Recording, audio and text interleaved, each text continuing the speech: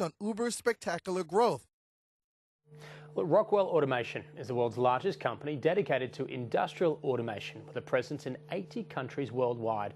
So how is the company disrupting the Australian manufacturing space? Well, the company held Tech Ed last week in Melbourne, revealing their latest insights across all things manufacturing. Well, let's bring in Rockwell Automation's Managing Director for Australia and New Zealand, Scott Wooldridge, from our Sydney CBD studios. Scott Wooldridge, appreciate your time this afternoon. So how did Tech Ed go this year? I think Tech Ed was a fantastic event. It had the highest attendance that we've ever had. We've been running the event for 10 years, and it really showed and installed confidence in the Australian manufacturing sector, the attendees and the conversations that were being held around productivity and manufacturing. What were some of the key talking points, of the key trends that emerged? I think historically we hear terminology like Industry 3.0, Industry 4.0 or smart manufacturing. They all have a similar link. In manufacturing, the focus has moved from automation of the process to looking at big data and big data analytics, and how do we incorporate financial analytics with manufacturing analytics, find hidden insights and drive manufacturing productivity, both at a machine level, a plant level and an enterprise-wide supply chain. It doesn't sound easy to do, though. I mean, is it something that is in the grasp of most manufacturers? Is it something that they're embracing, or is there some concern or some fear of the new? There is some concern, but for the most part, it's being widely embraced. It's not a new concept.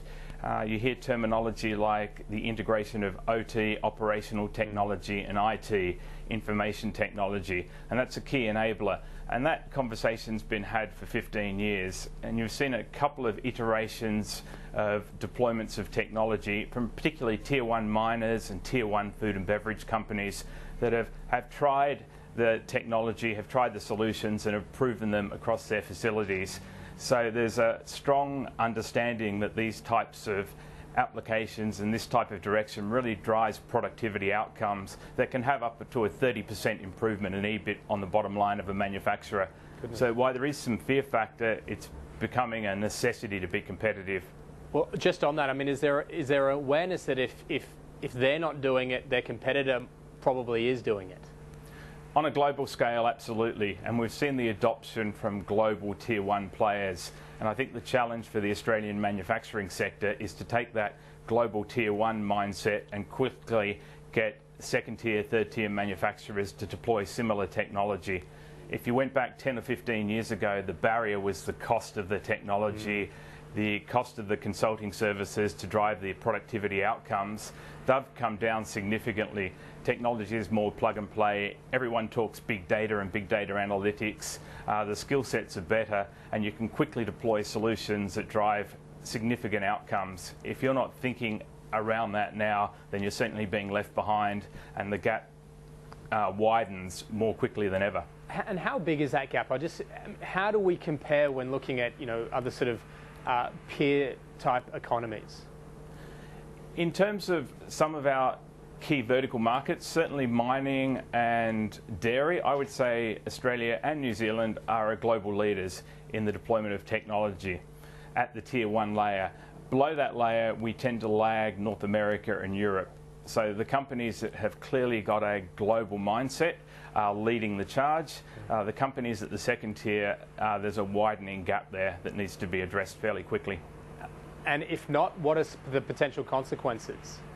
I think people understand that supply chains are globally integrated, that manufacturing can shift quickly between geographies. We have some advantages, particularly in food and beverage, that we have a fantastic resource base that we can leverage, but there are other countries trying to establish that resource base.